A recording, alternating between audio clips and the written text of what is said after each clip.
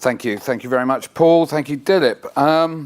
I just want to provide some clarity to start with, and that is that what I'm going to share with you, or highlights that I'm going to share with you, to be clear, is the first draft in this process. There has been an initial period of consultation, but really the real consultation starts now as we work towards creating what we hope will be the Ad Quality Charter. There is a lot of information in it. There is also a lot of information in the slides that I'll show you, and probably far too much to read, and definitely too much for me to go through in any detail now. But to reassure you, we will distribute this to every member of the AOP and to anybody else upon request. So you will all get sight as and when you desire. The other important point is that, as Dilip touched on, we've taken a responsibility and desire to take a lead in moving us all in the right direction around ad quality. But what we are creating here is no way obligatory to our members. We very much hope that we produce at the end of this sort of consultation period a document that's truly fit for purpose and that everybody wishes to adopt. But in the very least, our objective here is about producing something tangible, a physical product that will help elevate some important discussions around a number of very key industry issues and areas, including these hygiene metrics like viewability. I would also argue that perhaps to some degree we've already achieved an element of this. In the initial consultation, we've involved buy-side and advertisers. We had discussions and consulted with Bethan, who will be here representing Group M and the buy-side community on the panel.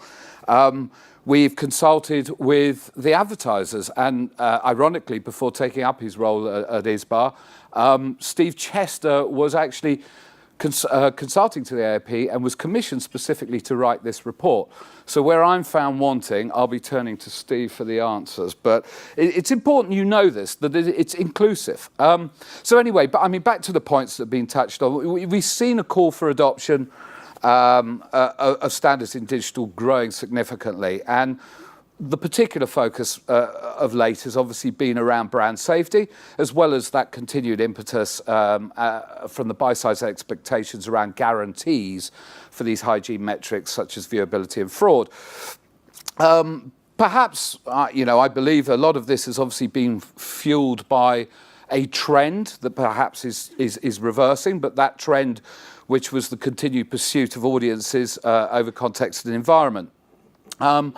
But there obviously, in that period, seemed to have been a kind of a generalisation as well in how buy-side viewed any platform that supported advertising in terms of how it was operated. And obviously we know that to be different.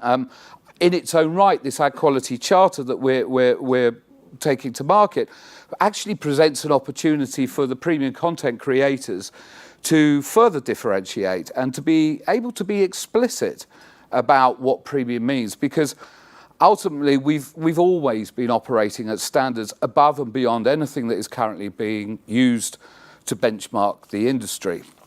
So I'll take you into some of the details and a bit of background first. So it's important you understand that we are not doing this in isolation. The AOP is a founder member of the Joint Industry Committee for Web Standards, JICWebs, and we sit on that alongside the IAB, the IPA and ISBA. And JICWebs was designed to develop independent industry standards and best practice for online advertising and to deliver a transparency that helped facilitate digital trading. Whilst we at the AOP continue to work tirelessly through JICWebs to deliver best-in-class standards, it does recognise that the industry needs to take a greater collective responsibility to deliver advertisers and agency requirements for access to quality audiences and content through a transparent supply chain. The AOP also and its members do recognise that a transparent, accountable supply chain is essential. Essential for a healthy future of the digital advertising industry and also in delivering premium consumer experiences. So this charter in this initial incarnation sets out some goals. The charter outlines a structure and suggests terms under which we believe at the AOP our members would be willing to back and to take a lead in promoting premium verified quality audiences and inventory. So I'm going to move forward to, so that I don't take up too much time, some of the key highlights that will be featured within this ad quality charter.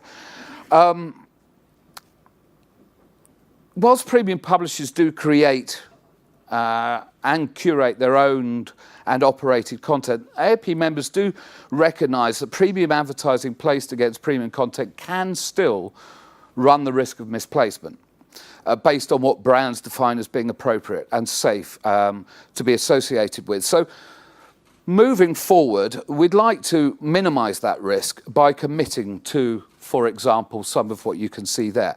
As a standard-based requirement, we'd like to see AOP members agreeing to independently verified for brand safety through the Digital Trading Standards Group, DTSG, for good practice, which is obviously run by JICWebs. However, I will highlight this point, and a couple of times I'll sort of interject with this. Working alongside what we're doing here, concurrently AOP is working with JICWebs and its other founding members to develop DTSG principles that would satisfy current concerns of premium content creators. You have to ask yourself why there has been limited, virtually no adoption amongst the premium content creator community. And there is recognition that the current principles do not sufficiently provide clarity and classification of the supply chain. For example, that which is owned and operated versus that which is managed by intermediaries. So, I reassure you that in conjunction with this, all of the other requirements to have us truly engage with the principles that we're trying to put forward are ongoing. They've gone through the first and the second wave of approval within that board system, and there is a meeting on the 7th of November where we would be optimistic that the principles, the points of difference and differentiators that we've asked for to be addressed in those principles will be adopted. Another point, obviously, and as I say, I will try and whiz through some of these, AOP members will use content verification tools to screen content for brand safety, and this would be applied to 100% of ad impressions. We are also aware this is another potential minefield. Environments are very different within news than perhaps what they are in special interests. And the reality is that there is a classification minefield there that needs to be overcome for us to really, truly help define that process.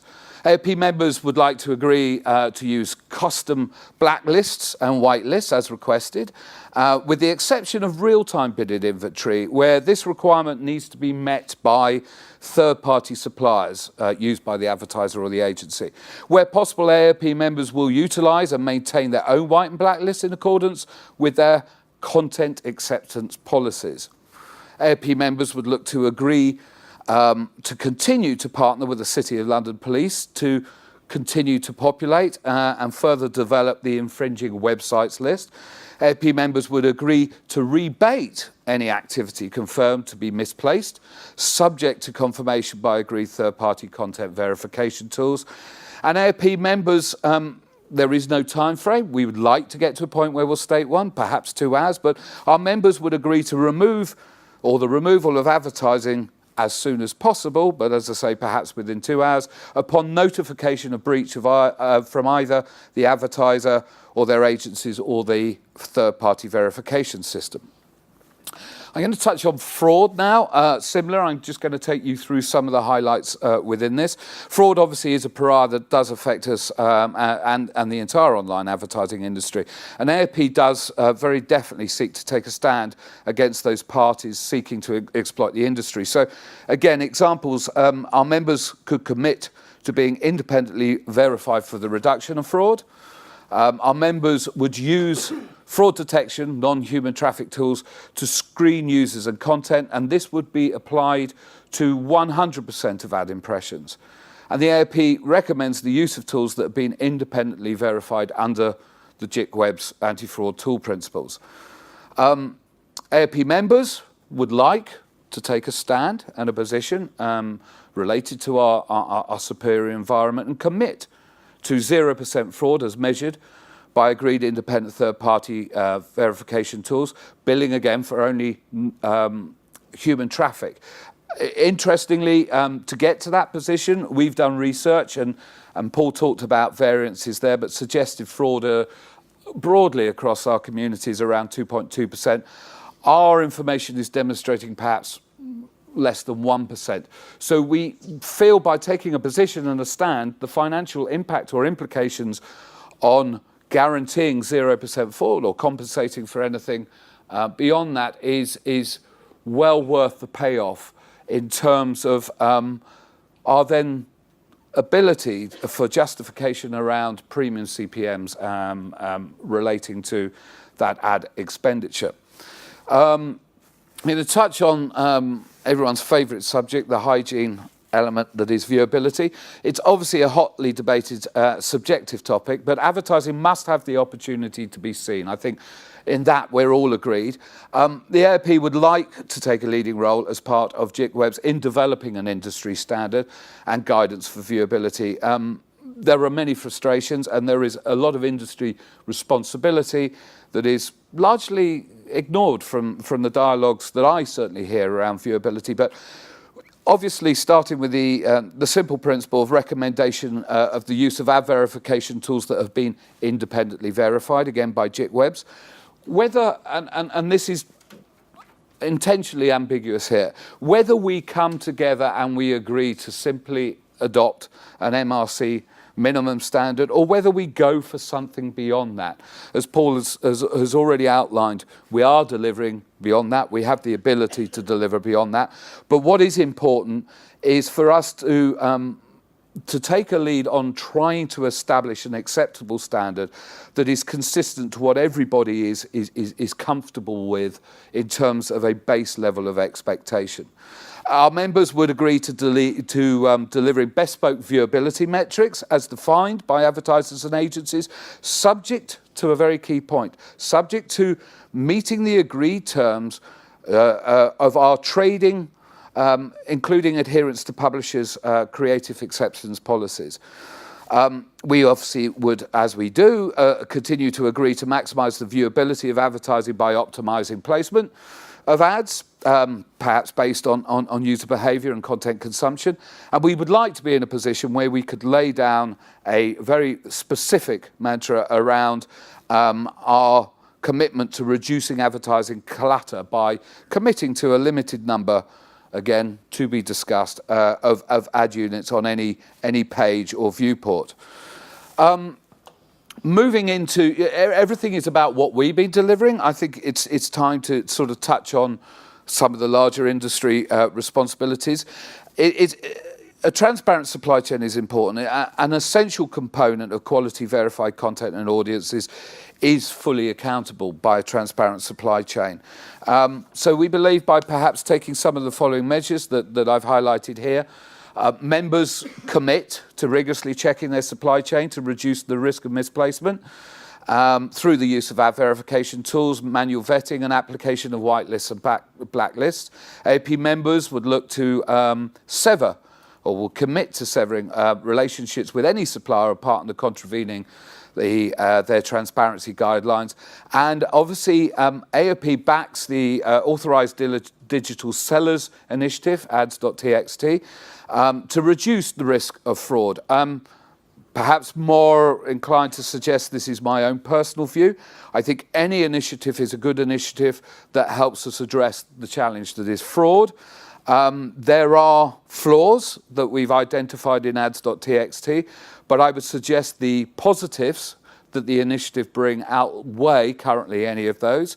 And I'm keeping very much a watchful eye on blockchain. I think the encryption solution is currently not scalable, but if they manage to crack that, I think then ultimately we perhaps would be looking towards that of providing the level of security we want around fraud. The payoff is this, that you know, whilst the AAP and its members recognise the need for this transparent, verified quality inventory, we're committed to doing so through the terms of this charter. Well, we would like to think that when we complete the charter, we'll be committed to doing so. The following, though, is required to meet these obligations, and this is back to the industry. Brand safety. Agencies and advertisers must be absolutely clear on the terms of what content and placement constitutes a threat to their brand or brand safety, and confirmation, we suggest, must be provided, as often it is in direct relationships, and obviously a lot of our challenges are driven or fueled by programmatic, but those must be provided in writing to the publisher. Applying ad verification technology, advertisers and agencies wishing to use their own third-party verification vendors must apply these to 100% of ad impressions. One of the challenges, obviously, around viewability are discrepancies, and that is because we are sampling and not tracking every impression delivered, and we are making assumptions, or assumptions are being made that are potentially inaccurate. Where advertising is found to be in breach of publishers' creative acceptance policies, including excessive file size, potential propagating latency, which potentially propagates latency, and hence reducing viewability, it will be declined. Currently, when I talk at the beginning about wanting to elevate some conversations with urgency, this is one of our greatest frustrations. There seems to be no channel, no route for us to be able to push back and manage this, and some of the challenges around viewability directly relate, and specifically in programmatic, to file sizes for ad creatives that are not compliant. So you must take a responsibility there from the buy side to respond to that. The AAP and its members offer full support, obviously, to advertisers and media agencies and creative agencies on those guidelines for the creation of online advertising. And finally, in terms of the high points, a conclusion, a call to arms. It's simply to say that we call, as part of this process, on all ethical trading companies to come together, to work with us to help raise the standards, or the standards bar for online advertising, and to help deliver, as I say, what we all agree is essential, a transparent supply chain that delivers quality advertising experiences for consumers and businesses. Thank you.